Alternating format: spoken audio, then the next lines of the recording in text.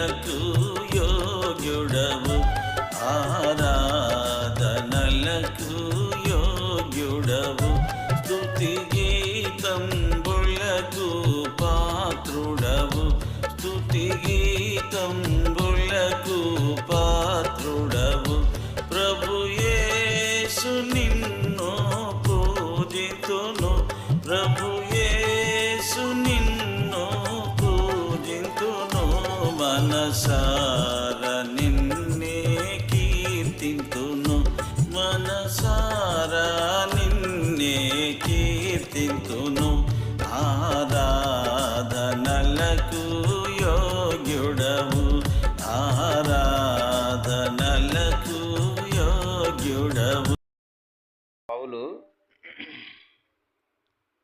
Hebrew సంఘానికి పత్రికను రాస్తూ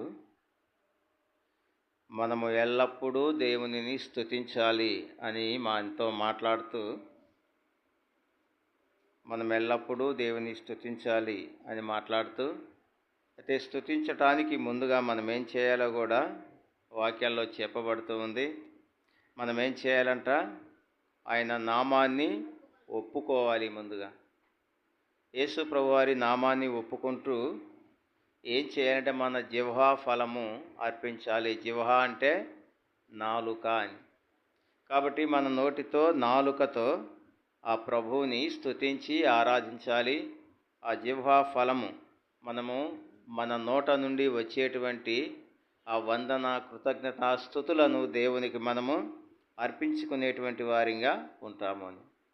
16 వచనాల్లో కనుక మనం చూస్తే, ఉపకారమును ధర్మమును చేయ మర్చిపోకుడి, అట్టి యాగములు దేవునికి ఇష్టమైనవి. దేవునికి ఇష్టమైన ఆరాధన ఏంటి అనంటే, దేవుడు మన పట్ల జరిగించిన కార్యాలు, దేవుడు మన జీవితాల్లో జరిగించినటువంటి మహోపకార్యాలు, మనకు కలుగజేసినటువంటి క్షేమము, మేలు, దీవెన, ఆశీర్వాదాలను బట్టి ఆ ప్రభువుని మనం స్తుతించి ఆరాధించి గణపరిచే వారిగా మనం ఉంటాం. నిజమే. ఎందుకంటే ఈ దినాన్ని చూడలేనటువంటి వాళ్ళు ఎంతోమంది ఉన్నారు. మనతోటి వయస్కులు, మనకంటే పెద్దవాళ్ళు, చిన్నవాళ్ళు. అయితే వాళ్ళందరికీ ఈ దినాన్ని చూసేటువంటి యోగ్యత ప్రభు ఇవ్వలేదు, కానీ ఇక్కడ చేరి వచ్చిన మనందరికీ ఆ యోగ్యత ప్రభు ఇచ్చాడు. కాబట్టి చేసిన ఉపకారాన్ని బట్టి ఆ ప్రభుని మనము స్తుతించి ఆరాధించి గణపరిచేటువంటి వారిగా మనం ఉండాలి అని. అయితే ఇక్కడ మనం చూస్తే దేవునికి కృతజ్ఞతాస్తుతులు చెల్లించాలి, దేవునిని ఆరాధించాలి, ఆయనను గణపరచాలి అంటే. అయితే ఎవరి ద్వారా మనము ప్రభుని స్తుతించాలి అని మనం చూస్తే, ఆయన ద్వారా మనము దేవునికి ఎల్లప్పుడూ కృతజ్ఞతాస్తుతులు చెల్లించాలి అని. ఆయన అంటే దేవుని వాక్యంలో మనం చూస్తాం. ఆయన అంటే ఎవరంట? ఎఫెసీయులకు రాసిన పత్రిక చూడండి. ఆయన అంటే అక్కడే స్పష్టంగా వ్రాయబడుతూ వచ్చింది. ఎఫెసీయులకు రాసిన పత్రిక 5వ అధ్యాయము 20వ వచనం. మన ప్రభువైన యేసు క్రీస్తు పేరిట సమస్తమును గూర్చి తండ్రి అయిన దేవునికి ఎల్లప్పుడూ కృతజ్ఞతాస్తుతులు చెల్లించుచు. కాబట్టి ఏం చేయాలంట? మన ప్రభువైన యేసు క్రీస్తు పేరిట సమస్తమును గూర్చి. కాబట్టి ఆయన అంటే ప్రభు అయిన యేసుక్రీస్తు అని. కాబట్టి ప్రభు అయిన యేసుక్రీస్తు ద్వారా తండ్రి అయిన దేవునికి కృతజ్ఞతాస్తుతులు చెల్లించ బద్ధులమై మనం ఉన్నాము అని. ఇంకా కొలస్సీ సంఘానికి రాస్తూ కూడా ఆ మాటే అంటాడు. చూడండి, కొలస్సీలకు రాసిన పత్రిక 13వ అధ్యాయం 3వ అధ్యాయము. కొలస్సీలకు రాసిన పత్రిక 3వ అధ్యాయము 17వ వచనం. మరియు మాట చేత గాని క్రియ చేత గాని మీరేమీ చేసినను ప్రభువైన యేసు ద్వారా తండ్రి అయిన దేవునికి కృతజ్ఞతాస్తుతులు చెల్లించుచు సమస్తమును ఆయన పేరిట చేయుడి. కాబట్టి ఆయన ద్వారా అన్నప్పుడు ప్రభు అయిన యేసుక్రీస్తు ద్వారా. ఎందుకంటే ఆయనే నరులకు దేవునికి మధ్యవర్తిగా ఉన్నాడు ప్రభు అని. మన పాపముల నిమిత్తమై ఆయన పరలోకాన్ని విడిచి ఈ లోకానికి వచ్చి శిలువ కార్యం చేశాడు. ఆ శిలువ కార్యం చేసినందువల్ల ఆయన ద్వారా తండ్రికి కృతజ్ఞతాస్తుతులు చెల్లించబద్ధులమై మనం ఉన్నాము అని.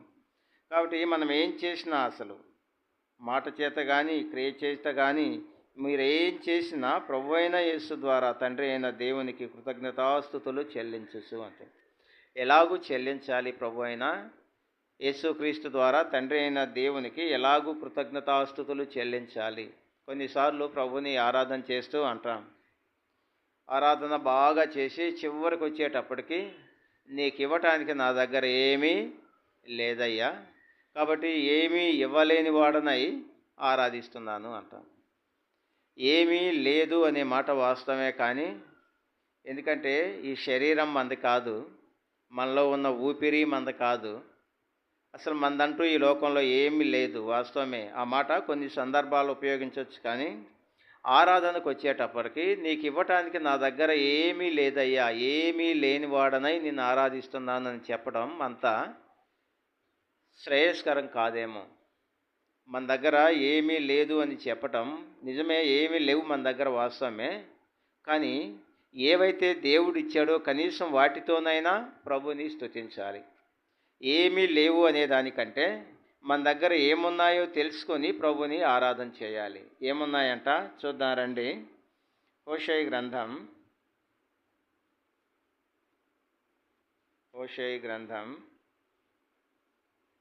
14వ అధ్యాయం.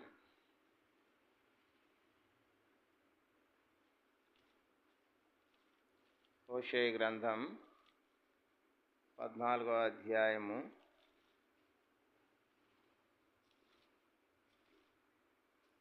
2వ వచనం.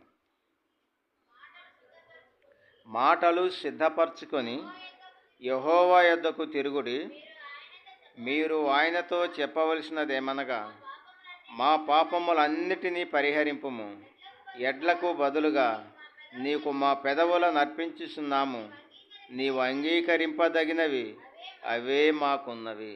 కాబట్టి ఆరాధనలో మా దగ్గర ఏమీ లేవు అని చెప్పడం సమంజసమేనా అంటే కాదు. ఎందుకంటే హెబ్రీయులకు రాసిన పత్రికలో మనం చూసాం, జిహ్వా ఫలము ఆయనకి ఏం చేయాలంట? అర్పించాలి అని. మన దగ్గర ఏమీ లేవు అనే దానికంటే ఇక్కడ హోషేయ గ్రంథంలో ఇశ్రాయేలు ప్రజలను ఉద్దేశించి చెప్పబడిన మాటలు ఏంటి అంటే, మాటలు సిద్ధపరచుకొని. యేసుక్రీస్తు ప్రభువారు మన జీవితాల్లో జరిగించిన మేలు ఉపకారాలన్నిటినీ జ్ఞాపకం చేసుకొని వాటి విషయమై ప్రభుని ఎలాగూ స్తుతించి ఆరాధించాలో అనేటువంటి తలంపులు, ఆలోచనలు మనం ఏం చేయాలంట? ముందుగానే సిద్ధపరచుకోవాలి అని. ఆ విధంగా సిద్ధపరచుకొని ఏం చేయాలంట? ఆయన యొద్దకు రావాలి. వచ్చిన తర్వాత ఆయనతో చెప్పవలసింది ఏంటి అంటే, మా పాపములన్నిటినీ పరిహరింపము. ప్రభువా, మేము చేసినటువంటి పాపము, అపరాధము, దోషము, అతిక్రమము, సమస్తమైన కీడులు కలిగి ఉన్నటువంటి నన్ను ప్రభువా, నా పాపము, అపరాధం అంతటినీ నీవేం చేయాలంట? పరిహరించుము. అప్పుడు నేనేం చేస్తానంటే, ఎడ్లను, మేకలను, గొర్రెలను నీకు ఇవ్వటం కాదు, వాటికి బదులుగా ఏం చేస్తానంట? నా పెదవులతో నిన్ను ఆరాధన చేస్తాను, నా పెదవులతో నిన్ను స్తుతిస్తాను. అందుకే 16వ వచనంలో అన్నాడు, ఇట్టి యాగములు దేవునికి ఇష్టం. ఇది దేవునికి ఇష్టమైనటువంటి ఆరాధన. కాబట్టి మనమేదో ప్రభు దినం వచ్చింది, మందిరంలోనికి వచ్చాం, ఆరాధన చేయాలని కాదు. ప్రభుని ఆరాధన చేయటానికి ఒక నియమము కలిగి ఉండాలి.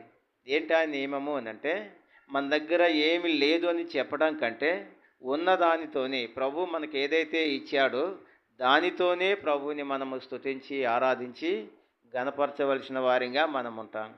కాబట్టి ప్రభుని ఎలాగూ స్తుతించాలో చూసాం, ఎవరి ద్వారా ప్రభుని కృతజ్ఞతాస్తుతులు చెల్లించాలో చూసాం, ఎలాగూ ప్రభుని ఏమిచ్చి ప్రభుని ఆరాధన చేయాలో మనం చూసాం. ఒకటేమో జిహ్వా ఫలము అర్పించాలి, రెండవదేమో పెదవులతో ప్రభుని ఆరాధన చేయాలని. అయితే ఇంతగా ప్రభుని ఆరాధన చేయటానికి ఏంటి మనకున్నటువంటి నిశ్చయత? లేకపోతే ఎందుకు ఇంతగా ప్రభుని మనము ఆరాధన చేయాలి?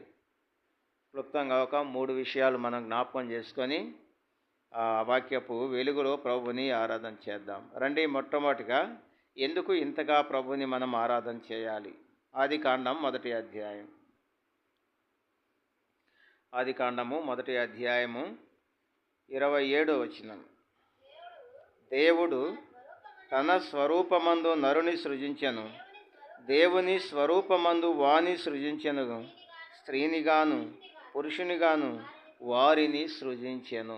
మొట్టమొదటిగా ఎందుకు ఇంతగా ప్రభువుని మనము స్తుతించాలి, ఆయన నామాన్ని కొనియాడాలి, ఘనపరచాలి అని మనం చూస్తే, మొట్టమొదటిగా ఎవరు ప్రభువు అని అంటే ఆయన మనలను నిర్మించిన నిర్మాణకుడు, లేకపోతే ఆయన మనలను సృజించిన సృష్టికర్త అని. కాబట్టి ఆయనే గనక మనల్ని సృజించకపోతే మనం ఎక్కడుండే వాళ్ళము? దుమ్ము ధూళిలో ఉండేవాళ్ళం. రెండవదిగా ఇక్కడ చూసినట్లయితే దేవుడు తన మహత్తు కలిగిన మాట చేత సమస్తాన్ని కలుగజేశాడు. అన్నిటినీ సృజించలా ఆయన. భూమి ఆకాశాన్ని వేరుపరుస్తూ తర్వాత సూర్యుడు కలుగును గాక అంటే సూర్యుడు కలిగింది, చంద్రుడు కలుగును గాక అంటే కలిగింది, భూమి మీద సమస్తమైన వాటిని మొలుచును గాక అంటే అవి మొలిచాయి. కాబట్టి ప్రభువు తన నోటితో ఏదైతే పలికాడో అవన్నీ జరుగుతూ వచ్చాయి. మరి మన దగ్గరకు వచ్చేటప్పటికి మనుష్యుడు కలుగును గాక అంటే కలగమా? మనము కలుగుతాం ఖచ్చితంగా. అయితే ప్రభు అయిన దేవుడు చేయలేదు ఆ పని. ఆయన ఏం చేశాడంటే మన కొరకై పని చేశాడు. వంగి నేల మట్టిని తీసుకున్నాడు, నేల మట్టితో నరుని నిర్మించాడు. సజీవంగా లేడు అప్పుడు నిర్మించినప్పుడు. ఎక్కడున్నాడంట? విగతజీవిగా పడి ఉన్నాడు, ప్రాణాలు లేదు. చూసిన తర్వాత నిర్జీవంగా పడి ఉందంటే ఈ మానవుడిని చూసి ఆయన తన ఊపిరిని వానిలోకి పంపించాడు. ఆయన జీవవాయువు ఊదగా నరుడు జీవాత్మ ఆయన. కాబట్టి మనం జీవించున్నాము అని అంటే ఈ శరీరాన్ని కలుగు చేయడానికి ప్రభువు పనిచేశాడు. ఆయన మహత్తు కలిగిన మాట చేత సమస్తము కలిగాయి. కానీ మన దగ్గరకు వచ్చేటప్పటికి ప్రభువు కలుగును గాక అని అనలేదండి. మన ఎడల ప్రభువుకి ఒక ప్రత్యేకమైన ఉద్దేశం ఉంది. మానవుడిని నిర్మించటంలో ఒక ప్రాముఖ్యమైనటువంటి ఉద్దేశం ప్రభువుకు ఉంది. ఏంటి అని అంటే దేవుని కార్యాలు బయటకు తీసుకురావటానికి అని, లేక దేవుని కార్యాలు ప్రజలందరి ఎదుట తెలియచేయాలి అని. దేవుని కార్యాలు బయటకు తీసుకురావడానికి మొట్టమొదటిగా ఎవరిని నిర్మించుకున్నాడు ప్రభు అని అంటే ఒక దూతను ఏర్పాటు చేసుకున్నాడు. పరలోకంలో ఆ దూతకు అధికారం ఇచ్చాడు. పరలోకంలో ఉన్న దూతలందరికంటే అధికారం ఇచ్చాడు. అయితే ఆ దూత అధికారాన్ని ఏం చేశాడు? దుర్వినియోగం చేశాడు. ఉత్తర దిక్కున సభాపర్వతం మీద దేవుని సింహాసనము కంటే హెచ్చుగా నా సింహాసనాన్ని వేసుకుంటానని గర్వపడ్డాడు.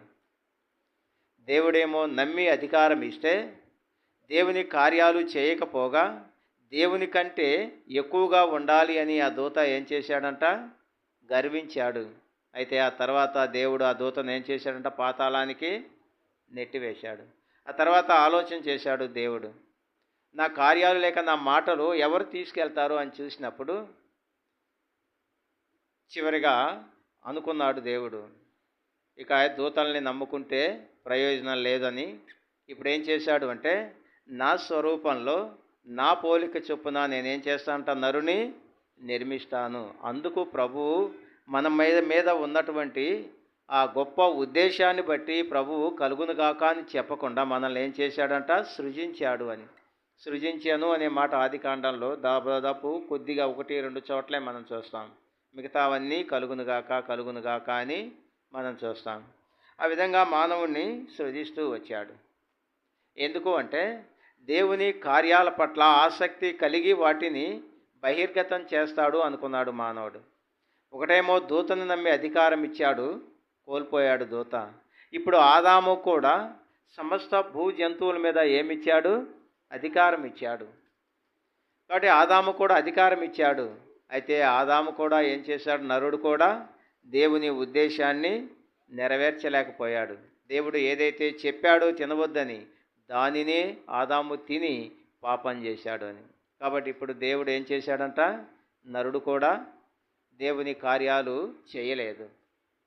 ఇప్పుడు ఏం చేశాడు ప్రభువు అని అంటే ఇప్పుడు ఎవరిని నమ్మలేదండి. తన సొంత కుమారుణ్ణి ఈ లోకానికి పంపించడానికి ఇష్టపడ్డాడు అని. అందుకే యేసుప్రభువారు కార్యమంతా జరిగిన తర్వాత యోహాను సువార్త 17వ అధ్యాయంలో అంటాడు, తండ్రి నీవు నాకు అప్పగించిన దానిని నేను సంపూర్ణంగా నెరవేర్చి భూమి మీద నిన్ను మహిమపరిచితిని అంటాడు. ఆ మాట మనం చెప్పలేకపోయాం, దూతలు చెప్పలేకపోయారు. కాబట్టి దేవుడు ఒక ఉద్దేశంతో మానవుడిని నిర్మించాడు. అయితే దేవుడు ఒక ఉద్దేశంతో మానవుడిని నిర్మించాడు కాబట్టే మానవుడిని అంతగా ప్రేమించాడు అని. చివరికి ఆయన మన రూపంలోనే ఈ లోకానికి రావటానికి ఇష్టపడుతూ వచ్చాడు అని. కాబట్టి ఆయన ఎవరు అనంటే మనల్ని సృజించిన సృష్టికర్త. మనల్ని సృష్టించడానికి ఇంత కార్యం జరిగింది. కాబట్టి మనమేదో కాకతాళీయంగా అన్నీ మిగతా జంతువుల్లాగా మనం నిర్మించబడలేదు. దేవుని ఉద్దేశాలను నెరవేర్చేదాని కొరకై ప్రభు మనల్ని సృజించాడు అని. ఇంకా కనుక మనం చూస్తే ప్రభు మనల్ని సృజించడానికి గల ఉద్దేశం కూడా ఉంది. ఎందుకు అంటే పరలోకంలో ప్రభువుని నిత్యము ఆరాధన జరుగుతూ ఉంటుంది. అక్కడ మానక ప్రభు పరిశుద్ధుడు పరిశుద్ధుడు పరిశుద్ధుడు అని ఆరాధన చేస్తూ ఉంటారు. అయితే ఎందుకో దేవుడు ఆ ఆరాధన కంటే మనం చేసే ఆరాధననే ఎక్కువగా కోరుకున్నాడండి. అందుకే మనల్ని సృజించాడని కూడా మనం చెప్పవచ్చు. చూడండి ఆ మాట యెషయా గ్రంథం 43వ అధ్యాయం. యెషయా గ్రంథం 43వ అధ్యాయము 7వ వచనం. ఎందుకు మనల్ని సృజించాడో అక్కడ మనం చూస్తాం. నా మహిమ నిమిత్తము నేను సృజించిన వారిని, నా నామము పెట్టబడిన వారి అందరినీ తెప్పించుము. నేనే వారిని కలుగజేసి తిని, వారిని పుట్టించిన వాడను నేనే. కాబట్టి మానవులనందరినీ కలుగజేసింది ఎవరు అంటే ప్రభు అయిన దేవుడు. నేనే వారిని కలుగజేశాను, నేనే వారిని పుట్టించాను. దేనికంట? నా నామము మహిమపరిచేదాని నిమిత్తము. ఇంకా అంటాడు కదా 47వ అధ్యాయం 21వ వచనంలో చూస్తే మనము ఇంకా ఎందుకు మనల్ని నిర్మించాడు అక్కడ స్పష్టంగా వ్రాయబడుతూ వచ్చింది. 21వ వచనం అదే అధ్యాయము యెషయా గ్రంథం 43వ అధ్యాయం 21వ వచనం. నా నిమిత్తము నేను నిర్మించిన జనులు నా స్తోత్రమును ప్రచురము చేతును. దేనికంట మనల్ని నిర్మించింది? దేవుని స్తుతించడానికే, దేవుని ఆరాధించడానికి, దేవుని కొనియాడి ఘనపరచడానికే. ఎందుకంటే ఆయన నామాన్ని మహిమపరిచేదాని కొరకు అని. కాబట్టి ఇక్కడ ఆయన నామాన్ని మహిమపరచటము అంటే ఏంటో కాదండి. కీర్తనల గ్రంథం 50వ అధ్యాయము, కీర్తనల గ్రంథము 50వ అధ్యాయము 23వ వచనం. స్తుతియాగము అర్పించువాడు నన్ను మహిమపరచుచున్నాడు, నేను వానికి దేవుని రక్షణ కనపరచునట్లు వాడు మార్గము సిద్ధపరచుకొనును. కాబట్టి ఇక్కడ మనం చూస్తే దేనికంట మనల్ని స్తుతియాగము అర్పించువాడు నన్ను మహిమపరచుచున్నాడు. కాబట్టి ఎవరు నన్ను మహిమపరిచేదంటే ఎవరైతే స్తుతిస్తారో, ఎవరైతే ఆరాధించి ఘనపరిచి కొనియాడతారో వారు నన్ను మహిమపరుస్తున్నారు అని. అలాంటి వారికి ఏం చేస్తానంట? వానికి నా రక్షణను కనపరచ, రక్షించబడే దాని కొరకై మార్గాన్ని సిద్ధపరచుకుంటాడు అలాంటి వాడు అని. అంటే దేవుని మాటలు సంపూర్ణంగా లోబడేటువంటి వాడు అని. ఇప్పుడు ఎందుకు మానవుడి నిర్మాణం జరిగింది అంటే ఆ ప్రభువుని స్తుతించి ఆరాధించి ఘనపరిచే దాని కొరకై ప్రభు మనల్ని నిర్మించాడు అని. కీర్తనల గ్రంథం 100వ అధ్యాయానికి మనం వెళ్తే ఆడ మరొక మాట చూస్తాను చూడండి. కీర్తనల గ్రంథం 100వ అధ్యాయము 3వ వచనం. యెహోవాయే దేవుడని తెలుసుకొనుడి, ఆయనే మనలను పుట్టించెను, మనము ఆయన వారము, మనము ఆయన ప్రజలము, ఆయన మేపు గొర్రెలము. మనం ఎవరము? మన గురించి ఆయన ఆయన ఆయన అనే మాట పలుమార్లు మనం చూస్తాం అక్కడ. ఆయనే మనల్ని పుట్టించాడు, ఆయనే మనల్ని కలుగజేశాడు, ఆయనే మనకు రక్షణ అనుగ్రహించాడు, ఆయనే మనకేం చేశాడు? ఆయన ప్రజలం మనల్ని ఆయన మేపేటువంటి గొర్రెలము, అంటే ఆయన పరిపాలన క్రింద ఉన్నటువంటి వాళ్ళము అని. కాబట్టి ఇప్పుడు ఎందుకు ప్రభు అయిన దేవుడు మనల్ని సృజించాడో మనకు అర్థమైంది. మొట్టమొదటిగా ఎందుకు ప్రభువుని ఆరాధన చేయాలంటే ఆయన మన సృష్టికర్త అని. కాబట్టి ప్రభువా, దుమ్ము ధూళిగా ఉన్నటువంటి నన్ను నీ రూపంలో, నీ పోలిక, నీ ఊపిరిచ్చి నన్ను సృష్టించావయ్యా. నీ సృష్టి కనుక జరగకపోతే నేను ఈ దినాన నీ మందిరంలో కూర్చొని నిన్ను ఆరాధించేటువంటి భాగ్యం నాకు లేకుండా ఉండేది. అయితే ప్రభువా, నా కొరకై నీవు నేల మట్టితో నన్ను నిర్మించి, నీ ఊపిరినిచ్చి, నీ రూపమిచ్చి, నీ పోలికిచ్చి, నిన్ను మహిమపరిచే దాని కొరకై, నిన్ను ఆరాధించడానికి, నిన్ను కొనియాడి ఘనపరచడానికి నన్ను సృష్టించావు. అందుకై ప్రభువా నేను స్తుతించి ఆరాధన చేస్తున్నాను అని ఆ ప్రభువుని మనము ఆరాధించాలి. కాబట్టి మొట్టమొదటిగా ఎందుకు ప్రభువుని ఆరాధించాలి ఇంతగా అంటే, ఆయన మనల్ని సృజించిన సృష్టికర్త అని. రెండవదిగా చూద్దారండి, అపోస్తల కార్యములు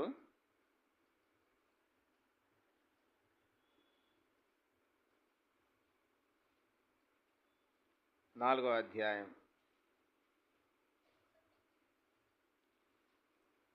అపోస్తల కార్యములు 4వ అధ్యాయము 12వ వచనం. మరి ఎవని వలనను రక్షణ కలుగదు, ఈ నామముననే మనము రక్షణ పొందవలెను గాని ఆకాశము క్రింద మనుషులలో ఇయ్యబడిన మరి ఏ నామమున రక్షణ పొందలేము. కాబట్టి రెండవదిగా ఆయన ఎవరు అంటే మనల్ని రక్షించిన రక్షణకర్త అని. కాబట్టి మనందరికీ రక్షణ కావాలి అంటే మనం ఏం చేయాలంట, ఎవరి వలన రక్షణ కలగదు. మరి ఎలాగూ రక్షణ కలుగుతుంది అని అంటే 12వ వచనంలో ఈ నామమునే మనకు రక్షణ కలుగుతున్నది. ఈ నామము అని అంటే మత్తయి సువార్త 1వ అధ్యాయము 21వ వచనం చూడండి. మత్తయి, ఆమె యొక్క కుమారుని కనును తన ప్రజలను వారి పాపముల నుండి ఆయనే రక్షించును గనుక ఆయనకు యేసు అను పేరు పెట్టుదురు. కాబట్టి రెండవదిగా చూస్తే ఆయన నామము వలనే మనకు రక్షణ. ఎవరి నామము అంటే ప్రభు అయిన యేసు క్రీస్తు ద్వారానే మనకు రక్షణ అని. కాబట్టి ఎవరి వలన మనకు రక్షణ కలుగదు, భూలోకంలో కానీ పరలోకంలో కానీ ఎక్కడ కూడా ఏ నామమున మనకు రక్షణ దొరకదు అని. యేసు నామమునే పాపికి రక్షణ సర్వ జగమునందు. యేసు నామమునే పాపికి రక్షణ సర్వ జగమునందు. ఆకాశము క్రింద మానవులలో ఏ పేరున ముక్తి లేదు. ఆకాశము క్రింద మానవులలో ఏ పేరున ముక్తి లేదు. యేసు నామమునే పాపికి రక్షణ సర్వ. కాబట్టి ఏ నామమున మనకు రక్షణ కలగదు, యేసు అనే నామం పేరిటే మనకు రక్షణ వస్తుంది. అయితే దేని నుండి మనలను రక్షిస్తాడు ప్రభు? మనం చూసాం, ఆయన తన ప్రజలను వారి పాపముల నుండి ఆయనే రక్షించెను అని. ఇంకా దేని నుండి రక్షిస్తాడంట మనల్ని? తిమోతికి రాసిన 2వ పత్రిక చూడండి. తిమోతికి రాసిన 2వ పత్రిక 4వ అధ్యాయము 18వ వచనం. ప్రభువు ప్రతి దుష్కార్యము నుండి నన్ను తప్పించి తన పరలోక రాజ్యమునకు చేరునట్లు నన్ను రక్షించును. యుగ యుగములు ఆయనకు మహిమ కలుగును గాక. ఆమేన్. కాబట్టి మనం చెప్పుకుంటాం పరలోకం పరలోకం పరలోకం అని. పరలోకం మనం వెళ్ళాలి అంటే మనకేముండాలంటాం? మొదటగా రక్షణ ఉండాలి అని. అందుకే ఆదికాండం 25వ అధ్యాయంలో అక్కడ బలిపీఠము అనే మాట చూస్తాం, అక్కడ గుడారము అనే మాట చూస్తాం, అక్కడ బావి అనే మాట చూస్తాం. క్రైస్తవ జీవితానికి అద్భుతమైన వివరణ ఏంటి అంటే, బలిపీఠము దగ్గర అంగీకరించబడాలంటే రక్షించబడాలి. రెండవది గుడారములో కొనసాగంటే భద్రతలో దేవుని భద్రత కాపుదలలో కొనసాగాలి. బావి అంటే సంతృప్తి అని. క్రైస్తవ జీవితం సంతృప్తిగా ముగించబడాలి అని. ఇవి జరగాలి అంటే మనకేముండాలి? ప్రాముఖ్యంగా రక్షణ ఉండాలి అని. ఆ రక్షణ కూడా ఎలాంటిది అంటే ప్రతి దుష్కార్యము నుండి ప్రభు మనల్ని ఏం చేస్తాడంట? రక్షించేవాడిగా ఉంటాడు. అప్పుడు మనం ఎక్కడ చేరుతామంటే ఎందుకు మన పట్ల ఈ కార్యం జరిగించాడు అని అంటే మనమందరం కూడా ఎక్కడికి వెళ్ళాలంట, పరలోక రాజ్యానికి చేరునట్లు రక్షించాడు. అంటే మధ్యలో విడిచిపెట్టడానికి కాదు మనల్ని రక్షించింది. మధ్యలో విడిచిపెట్టడానికే రక్షిస్తే ప్రభు చేసిన శిలువ కార్యం వ్యర్థంగా ఉంటుంది. యేసుప్రభు వారు పరలోకం ఉండేటువంటి ఆ వైభవాన్ని అంతటినీ విడిచిపెట్టి ఈ లోకంలో మానవుడిగా జన్మించి శిలువ కార్యం చేసింది ఎందుకు అంటే నిన్ను నన్ను రక్షించి పరలోకానికి తీసుకువెళ్ళటానికి అని. కాబట్టి ఆయన ఎవరు అని అంటే మన రక్షకుడు అని, ఆయన మన రక్షణకర్త అని. ప్రభుని మనం స్తుతించడానికి ముందుగా నా రక్షణకర్తగా నాకుండి నా పాప అపరాధములన్నిటినీ ప్రభువా నా కొరకై నీవు శిలువలో వాటన్నిటినీ భరించి నన్ను ప్రతి దుష్కార్యం నుండి రక్షించి నీ పరలోక రాజ్యానికి వారసుడిగా వారసురాలుగా చేశావు. అందుకై ఈ దినాన నేను నిన్ను మనస్ఫూర్తిగా ఆరాధిస్తున్నాను అనే ప్రభువుని ఆరాధన చేయాలి అని. ఇంకా దేని నుండి రక్షిస్తాడంట మనల్ని చూడండి. యాకోబు రాసిన పత్రిక, యాకోబు రాసిన పత్రిక 1వ అధ్యాయము 21వ వచనం. 21వ వచనం. అందుచేత సమస్త కల్మషమును విర్రవీగుచున్న దుష్టత్వమును మాని లోపల నాటబడి మీ ఆత్మలను రక్షించుటకు శక్తిగల వాక్యమును సాత్వికముతో అంగీకరించుడి. ఆత్మలు రక్షించబడాలి అంటే వాక్యాన్ని ఏం చేయాలంట? సాత్వికంతో అంగీకరించాలి. వాక్యాన్ని అంగీకరించటము అంటే ప్రభు అయిన యేసుక్రీస్తుని అంగీకరించటము అని. వాక్యము అంటే ఏంటంట? యోహాను సువార్త 1వ అధ్యాయం 1వ వచనంలో చూశాం కదా. ఆది యందు వాక్యము ఉండెను, వాక్యము దేవుని యొద్ద ఉండెను, వాక్యమే దేవుడై ఉండెను. 14వ వచనంలోకి వస్తే ఆ వాక్యమే శరీరధారి అయి కృపా సత్య సంపూర్ణుడుగా మన మధ్య నివసించాడు. కాబట్టి సాత్వికంతో వాక్యాన్ని అంగీకరించడం అంటే సాత్వికంతో ప్రభు అయిన యేసుక్రీస్తు వారిని అంగీకరించటమే. అప్పుడు రక్షణలోనికి వస్తాం. ఆ రక్షణ మనల్ని ఎక్కడ తీసుకెళ్తుంది అంటే పరలోకానికి తీసుకెళ్తుంది అని. కాబట్టి ఆయన మనల్ని పరలోకంలో చేర్చేదాని కొరకై ప్రతి దుష్కార్యము నుండి, సమస్త కల్మషం నుండి, దుష్టత్వం నుండి ఆయన మనల్ని రక్షించేటువంటి రక్షణకర్తగా మనకున్నాడు. అందుకై ప్రభువుని స్తుతించాలి. ఒకటేమో ఎందుకు ప్రభువుని స్తుతించాలి? ఆయన ఎవరంట? మన సృష్టికర్త. రెండవదిగా ఆయన మన రక్షణకర్త. చివరిగా మూడవదిగా ఆయన ఎవరో మనం చూసి ఆరాధనలోకి వెళ్దాం.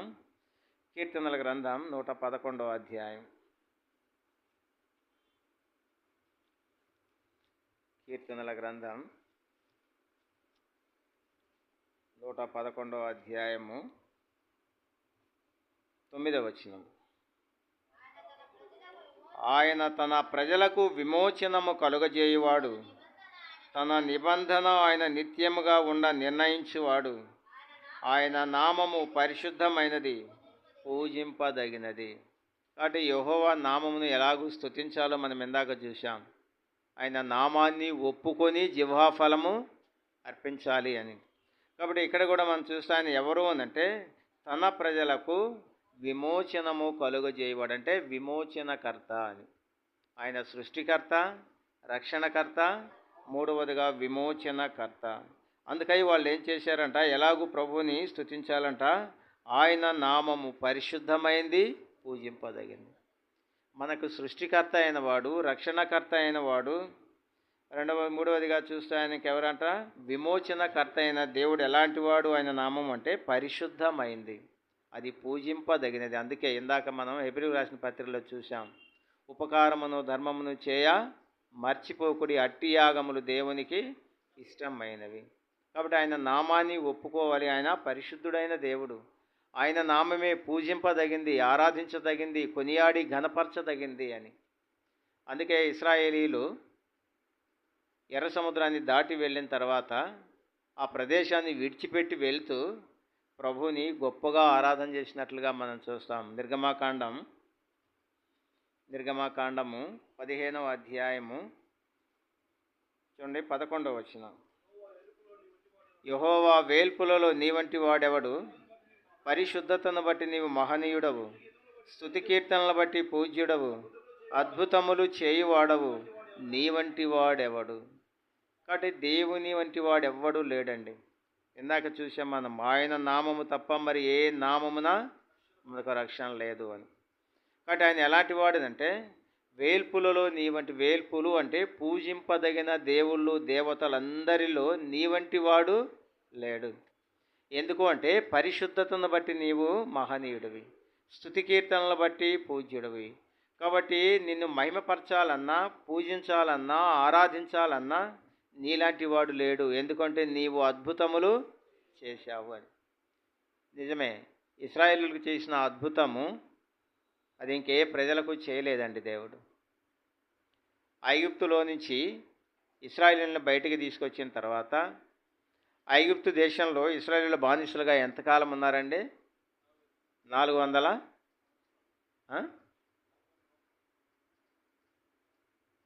ఇశ్రాయేలీలు ఐగుప్తులో బానిసలుగా ఉన్న సంవత్సరాలు ఎన్ని? 440 80. నిర్గమకాండం 12వ అధ్యాయం.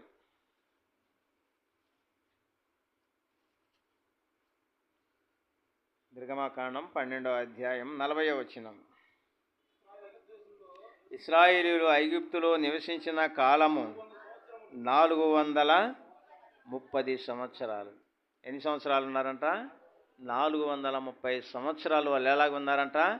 బానిసలుగా ఉన్నారు, కట్టుబాట్లలో ఉన్నారు, బంధకాలలో ఉన్నారు. 430 సంవత్సరాలుగా వాళ్ళు దేవుణ్ణి అడగటం విడిచిపెట్టలేదండి. వాళ్ళు దేవుణ్ణి ప్రార్థించటం మానలేదు, దేవుణ్ణి అడగటం విడిచిపెట్టలేదు. మేము బంధకాలలో ఉన్నాం, మేము శాపగ్రస్తమైన జీవితాల్లో ఉన్నాం, మేము కట్టుబాట్లలో ఉన్నామని 430 సంవత్సరాల తర్వాత దేవుడు అబ్రహాము, ఇస్సాకు, యాకోబులకు చేసిన వాగ్దానాన్ని జ్ఞాపకం చేసుకున్నాడు. ప్రమాణాన్ని అప్పుడు జ్ఞాపకం చేసుకొని అప్పుడు పిలిచాడు మోషేని. పిలిచి నాయకుడిగా నియమించి అహరోనును తోడుగా ఉంచి ఐగుప్తుకు పంపించి దేవుని నామం పేరట అనేక అద్భుత ఆశ్చర్య కార్యాలు జరిగించి ఆ తర్వాత ఐగుప్తు దేశంలోంచి ఇశ్రాయేలుల్ని బయటికి తీసుకొచ్చారండి. ఆ బయటికి తీసుకొచ్చేటువంటి క్రమంలో దేవుడు చేసినటువంటి అద్భుత కార్యాన్ని వాళ్ళు కళ్ళారా చూశారు. అందుకే వాళ్ళు అంతగా దేవుణ్ణి గొప్పగా ఆరాధించడానికి గల కారణం ఏంటి? ఆ కార్యము అంటే ఐగుప్తు దేశంలోంచి బయటకు వచ్చారు. ఆ దేశపు రాజు ఇశ్రాయేలుల్ని తీసుకువెళ్ళడానికి అంగీకరించారు. వాళ్ళు బయటకు వచ్చారు. కానీ మరలా బుద్ధి మారింది ఆ రాజుకి. మరలా సైన్యాన్ని పిలిచి దేవుడు చెప్పాడు ఐగుప్తు నుంచి బయటికి పంపించే వాళ్ళని బయటికి పంపించాం, దేవుని మాట విన్నాం, మరలా ఇప్పుడు ఏం చేయాలంటే వాళ్ళు వెళ్తే మనకు పనిచేసే వాళ్ళు ఏంటి, వాళ్ళు మరలా పట్టుకొని బానిసలుగా తీసుకురండి అని సైన్యాన్ని పంపించారు. ఇప్పుడు ఇశ్రాయేలీయులేమో ముందు వెళ్తా ఉన్నారు, ఫరో సైన్యమేమో వెనకొస్తూ ఉంది. కొంత దూరం వెళ్ళిన తర్వాత వాళ్ళకి మార్గంలో అడ్డుగా ఏమొచ్చింది? ఎర్ర సముద్రం వచ్చింది. ఇప్పుడు ముందుకు వెళ్దామంటేనేమో ముందేమో ఎర్ర సముద్రం ఉంది. ఒకవేళ అక్కడే ఉంటేనేమో సైన్యం వచ్చి మరలా ఎక్కడికి తీసుకెళ్తారు? బానిసత్వంలోకి. ఇప్పటికే 430 సంవత్సరాలు విసిగి వేసారిపోయారు. ఏం చేయాలో అర్థం కాలేదు. ఒకవేళ వాళ్ళ కనుక దొరికితే ఇప్పటికంటే ఎక్కువ హింస పెడతారు వాళ్ళు. ఎందుకంటే పారిపోయి వచ్చారు కాబట్టి మరలా దొరికితే ఇంకా కోపం పెంచుకొని ఎక్కువగా హింసించడం మొదలు పెడతారు. అందుకని ఏం చేయాలో అర్థం కాక ఇశ్రాయేలీయులకి మోషే అహరోనుల మీద సనగటం ప్రారంభించారు. ఇందుకైనా మమ్మల్ని తీసుకొచ్చింది, మేము ఐగుప్తులో ఉంటే ప్రాణాలతోనైనా ఉండేవాళ్ళం, ఇప్పుడు ఇక్కడ తీసుకొచ్చి మమ్మల్ని ప్రాణాలు తీయటానికి తీసుకొచ్చారా అని సనగటం ప్రారంభం చేశారండి. పాపం మోషే కూడా ఏం అర్థం కాల. వెంటనే వెళ్ళి ప్రభువుకి ప్రార్థన చేశాడు. ఆ తర్వాత అధ్యాయం నిర్గమకాండంలో అంతా మనకి అర్థమవుతుంది. ఆ 15, 13, 14 అధ్యాయాలు ప్రార్థన చేస్తే దేవుడు ఒకే మాట చెప్పాడు ఆ మోషేతో. ఏమన్నాడు? ఆగిపోక సాగిపో. ఆగిపోక సాగిపో అని దేవుడైతే చెప్పాడు. కానీ సాగిపోవడానికి ముందేముంది? ఎర్ర సముద్రం ఉంది. ఇంకా అనుమానంగానే ఉన్నాడు మోషే. అప్పుడు అన్నాడు దేవుడు, నీ చేతిలో ఉన్న కర్రతో సముద్రాన్ని కొట్టు అని. వెంటనే సముద్రాన్ని కొట్టాడు. సముద్రం 2 పాయలుగా చీలిపోయింది. ఆరిన నేలన ఇశ్రాయేలీయులు వెళ్తూ ఉన్నారు. ఇది సముద్రం, ఎందుకు సముద్రం చీలింది, వాళ్ళు ఎలాగెళ్తున్నారు, మనం ఎలా వెళ్ళాలి అనే అటు ఆలోచన లేదు ఈ ఫరో సైన్యానికి. వాళ్ళు కూడా వాళ్ళ వెంటబడ్డారు. ఆఖరి ఇశ్రాయేలీయులు అవతలి ఒడ్డుకు వెళ్ళేంత వరకు సముద్రం ఏం చేసింది? 2 వైపులా అలాగూ నిలబడిపోయింది. ఎప్పుడైతే ఆఖరి వాడు వెళ్ళాడో సముద్రం యథాతథమైంది. యథాతథంగా రావటానికి ఈలోపే ఎర్ర సముద్రంలోకి ఫరో సైన్యం ఎక్కడికి వచ్చారంటే సముద్రపు మధ్యలోకి వచ్చాడు. ఒక్కడు కూడా మిగలలేదు, అందరూ చనిపోయారు. ఈ అద్భుత కార్యాన్ని ఒడ్డెక్కిన తర్వాత ఇశ్రాయేలీయులు చూశారు కల్లారా. ప్రభువు వారి కొరకు జరిగించినట్టు ఈ అద్భుత కార్యాన్ని జ్ఞాపకం చేసుకొని ఆ ప్రాంతాన్ని విడిచిపెట్టి వెళ్తూ చేసిన ఆరాధన అది. యెహోవా వేల్పులలో నీ వంటి వాడెవడు, పరిశుద్ధతను బట్టి నీవు మహనీయుడవు, స్తుతి కీర్తనలను బట్టి నీవు పూజ్యుడవు. కాబట్టి ఇప్పుడు వాళ్ళకి ఏం దొరికింది అంటే విమోచన దొరికింది. వాళ్ళని విమోచించాడు కాబట్టి వాళ్ళు అంతగా ప్రభుని ఆరాధన చేస్తూ వచ్చారండి. సరే, నాడైతే ఇశ్రాయేలీలకి ప్రభు చేసిన గొప్ప కార్యాన్ని బట్టి వాళ్ళు ఆరాధన చేశారు. కానీ మరి ఇప్పుడు మనం ఎందుకు చేయాలి? మనకేం చేశాడు ప్రభు? చూడండి, గలతీయులకు రాసిన పత్రిక. మరి మనం చేయాలన్నా కూడా ఒక ఆలోచన మనకి అసలు లాభం లేకుండా మనం ఏ పని చేయం కదా మానవులమే. చూడండి, గలతీయులకు రాసిన పత్రిక 1వ అధ్యాయము 4వ వచనం.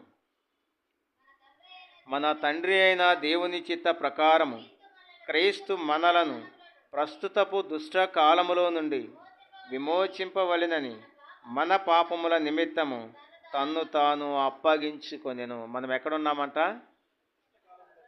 యోహాను సువార్త 8వ అధ్యాయం 44లో చూస్తాం మనము. మీరు మీ తండ్రి యగు అపవాది సంబంధులు. ఎఫెసీయులకు రాసిన పత్రిక 5వ అధ్యాయం 8వ వచనంలో చూస్తాం, మీరు పూర్వము చీకటి అయి ఉంటిరి అని. యెషయా గ్రంథం 50వ అధ్యాయం 1వ వచనంలో చూస్తాం, మీ దోషములను బట్టి మీరు అమ్మబడితిరి అని. ఇది మన పరిస్థితి. ఇంకా మన దయనీయమైన పరిస్థితి మనం తెలుసుకోవాలి అని అంటే ఎఫెసీయులకు రాసిన పత్రిక 2వ అధ్యాయం 12వ వచనంలోనేమో మనం ఎలా ఉన్నామంట? దేవునికి దూరంగా ఉన్నామంట. దేవుని ప్రజలతో సహవాసం లేదు, మందిరంతో సహవాసం లేదు. ఇంకా మన నిజ స్థితి ఏంటో మనం తెలుసుకోవాలి అంటే తీతుకు రాసిన పత్రిక 3వ అధ్యాయం 3వ వచనంలో చూస్తే మన నిజ స్థితి ఏంటో అక్కడ మనం చూస్తాం. చూడండి ఆ మాట. ఒకప్పుడు మునుపు అవివేకులము, అవిధేయులము, మోసపోయిన వారము, నానా విధములైన దురాశలకు భోగములకును దాసులమై ఉండి దుష్టత్వమందును అసూయ అందును కాలము గడుపుచు అసహ్యులమై ఒకరినొకడు ద్వేషించుచుంటిమి. కానీ ఇలాంటిది మన పరిస్థితి. అయితే ప్రభు అయిన దేవుడు మనల్ని ఏం చేశాడండి? ప్రస్తుతపు దుష్ట కాలంలో నుంచి మనల్ని విమోచించాడు అని. కాబట్టి ఇప్పుడు ప్రభు ఎవరు అని అంటే మన విమోచన కర్త అని. విమోచించబడిన మనల్ని మనం ప్రభు దగ్గరకు వచ్చాం, ప్రభువుని అంగీకరించాం, రక్షించబడ్డాం, ఆయన సృష్టికర్తగా అంగీకరించాం, రక్షణకర్తగా అంగీకరించాం, విమోచనకర్తగా అంగీకరించాం. కానీ విమోచించబడిన మనల్ని విడిచిపెట్టలా ఆయన. విమోచించబడిన వాళ్ళందరినీ ఎక్కడికి తీసుకొచ్చారంట? నిర్గమకాండం 15వ అధ్యాయం. నిర్గమకాండం 15వ అధ్యాయము 13వ వచనం. నీవు విమోచించిన ఈ ప్రజలను నీ కృపచేత తోడుకొని పోతివి, నీ బలము చేత వారిని నీ పరిశుద్ధ ఆలయమునకు నడిపించితివి. విమోచించబడిన వారందరినీ ఎక్కడ తీసుకొచ్చారంటండి? షాలేము ప్రార్థనా మందిరంలోనికి తీసుకొచ్చాడు. మనల్ని విమోచించాడు ప్రభు. సృష్టించాడు, రక్షించాడు, విమోచించాడు. విమోచించబడిన మనల్ని సంఘంగా సమకూర్చి ఎక్కడికి తీసుకొచ్చాడంట? షాలేము ప్రార్థనా మందిరంలోనికి తీసుకొచ్చాడు. ఇప్పుడు షాలేము ప్రార్థనా మందిరంలోని సంఘముగా సమకూర్చబడిన మనం ఏం చేయాలంట? ప్రభు మన ఎడల చేసిన ఈ కార్యాలన్నీ జ్ఞాపకం చేసుకొని ఆ ప్రభుని మనము స్తుతించి, ఆరాధించి, ఘనపరిచి, కొనియాడేటువంటి వారిగా మనం ఉండాలి. ఇలాంటి ఆరాధన దేవునికి ఇష్టమైనటువంటి ఆరాధన. ఉపకారమును ధర్మమును చేయ మర్చిపోకుడి. ప్రభు మనకేం చేశాడో మనం చూసాం. దాన్ని మర్చిపోకుండా జ్ఞాపకం చేసుకుంటూ ఆత్మతో సత్యంతో ప్రభుని ఆరాధించడమే. అలాగ ఆరాధించినట్లు ప్రభు మనకు సహాయం చేయను గాక. రండి, అందరం మోకాళ్ళ మీదకి వద్దాం.